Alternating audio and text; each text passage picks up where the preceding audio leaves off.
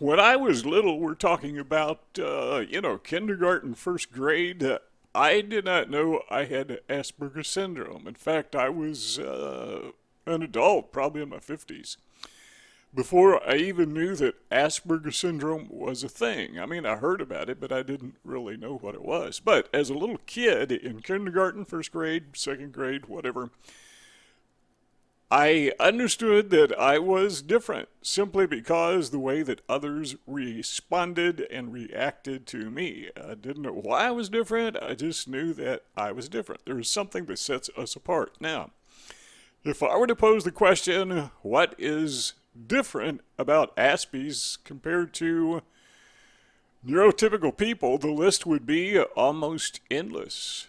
But if I were to ask the question, what is it that is so noticeable about people with Asperger syndrome that sets us apart? Well, that list may be a little bit shorter. So let's take a look at some of those things.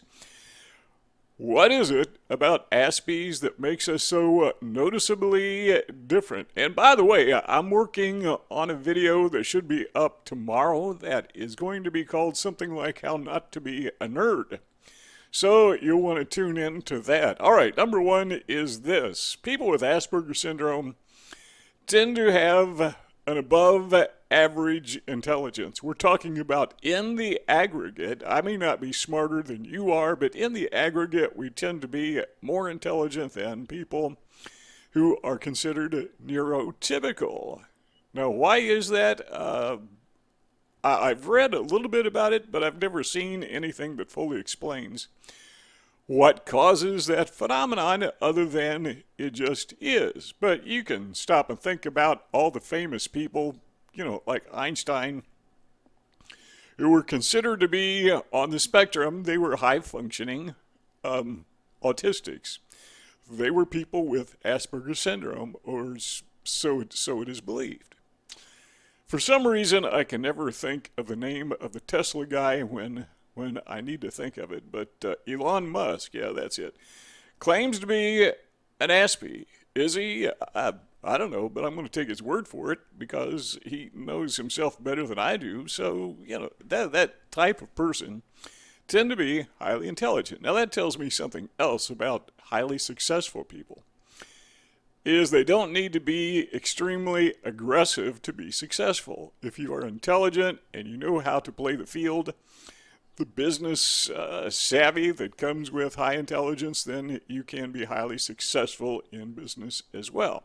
So the next time somebody comes along and tells you you have to be a psychopath to be successful in enterprise, ask them, well, what about Elon Musk? Number two is this: poor social interactions. Now, this is probably the one more than anything else that sets us apart. We stand out like sore thumbs. By the way, thinking of sore thumbs, somebody put in the comment section that I have this thing on my videos where I have this little graphic where this is not really related, it just comes to mind, where you have this thumbs up graphic, and somebody sent me a suggestion that I stop doing that because they found it annoying. So I want to know what you think. Do you think that graphic is annoying? You think it's bothersome? If you do, I'll stop doing it. But if you don't, I'll just leave it up there because I think it's a good reminder to individuals to give this video and all of our videos a thumbs up because, yeah, that does help the artificial intelligence at YouTube to circulate our videos. That's got nothing to do with anything. It just popped in my mind, so I thought I would say it. Poor social interaction. Let's delve into this for just a second. There is this thing called the group, or maybe we would call it the troupe, thinking of primates. A group of people that have a milieu, we have a social, what would you call that? We have a social normalcy that is expected of everybody, and for some reason, some of us just don't fit into the milieu. We don't fit into the social normalcy. There's something that is just noticeably different about us. So I'm wondering, what is that thing that sets us so apart? Now, there has been some studies done that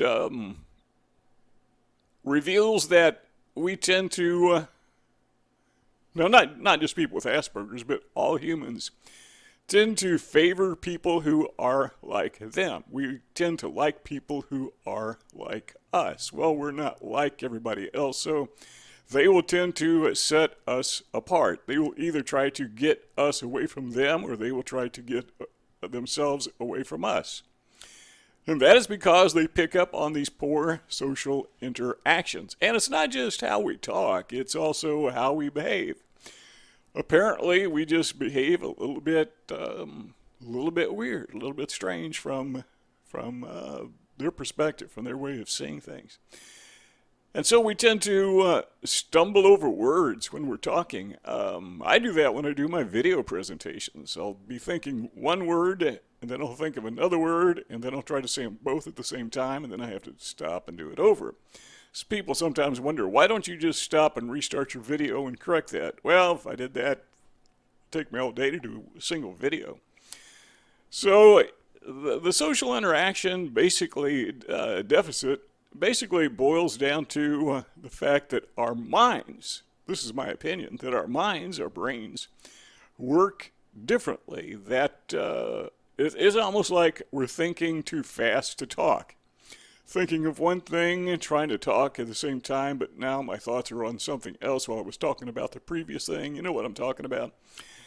And in addition to that, when you're in a social interaction and you're self-conscious and you're inhibited, and that coupled with the fast-working brain, and you talk to somebody and it just comes out nonsense. So what I've learned to do is when I encounter people, individuals, I just got to slow down, take a deep breath, and pause, just stop and slow down my thoughts and try to communicate. And usually before I say hello to somebody, what I will do is I will stop and think about how it's going to sound when it comes out.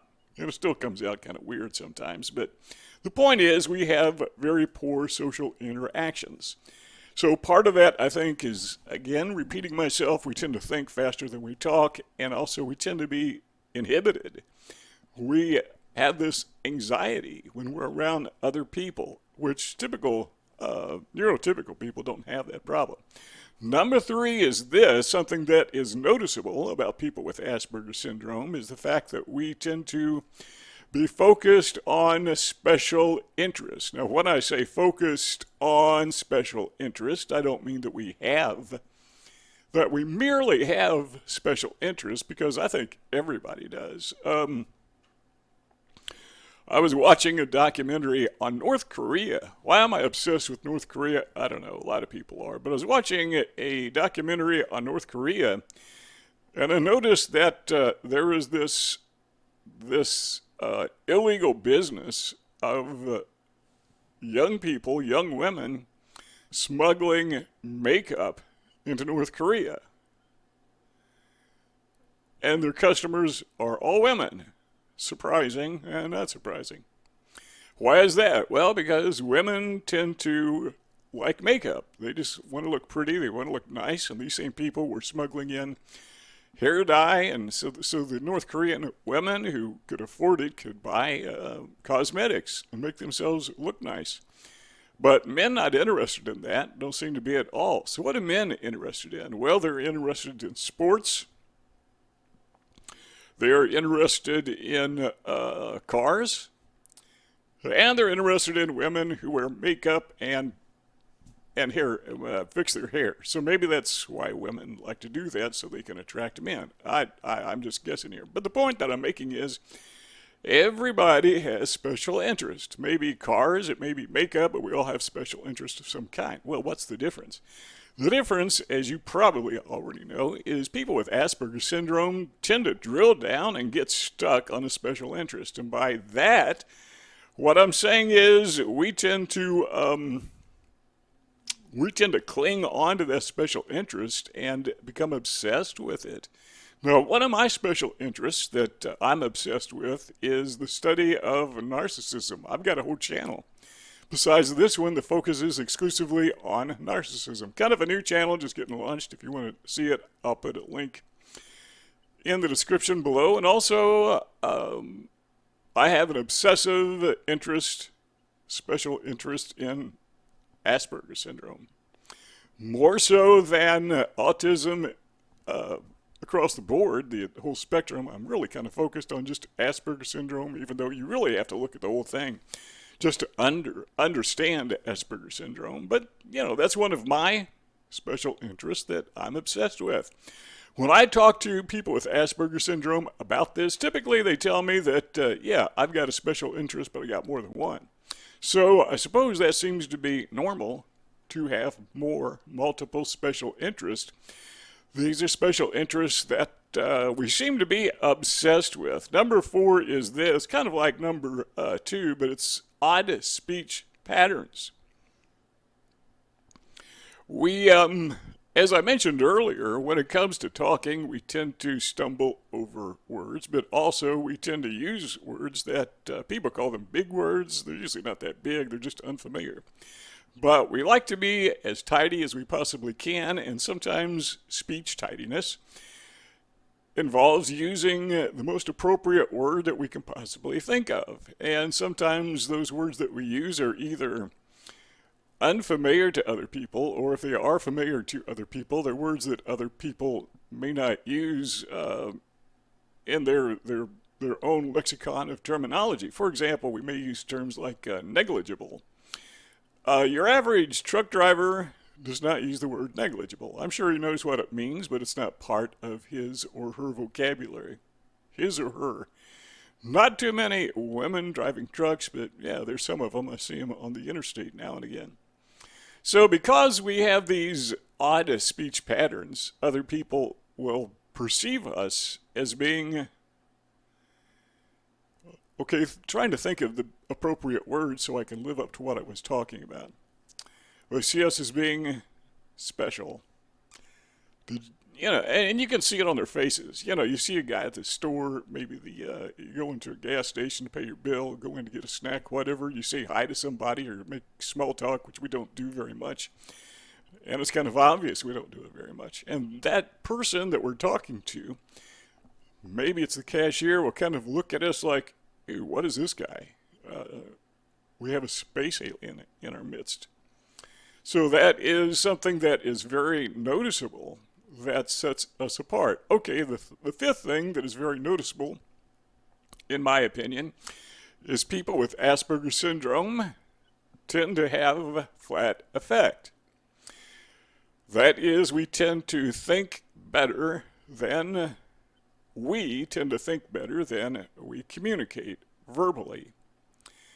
We tend to think better than we communicate with our body language and with our facial expressions.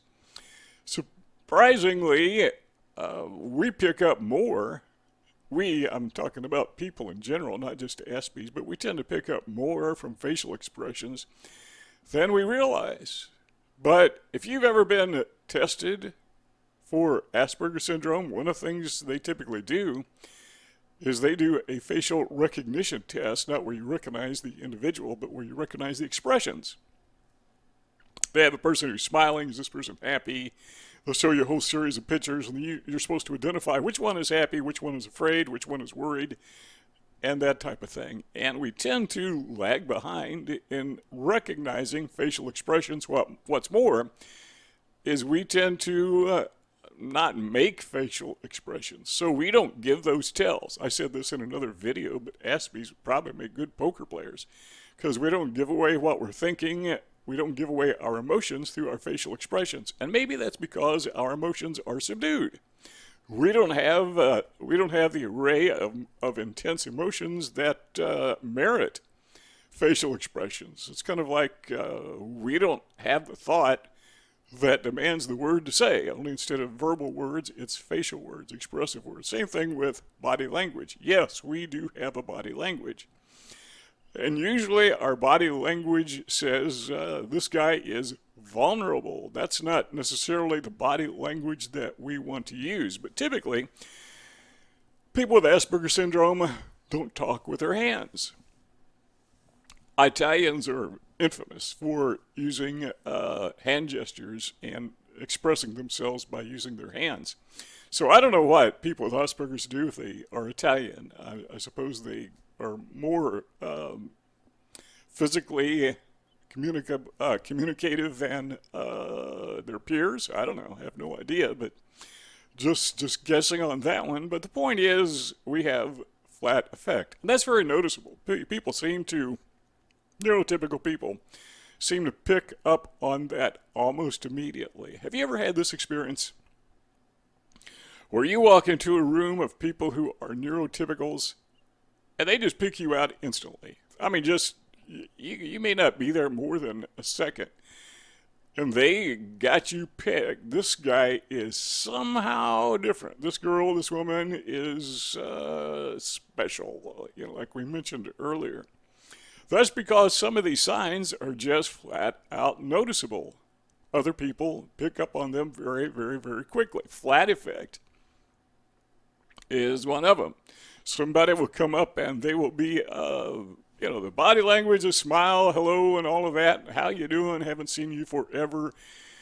And a response to the question, how you doing, is fine.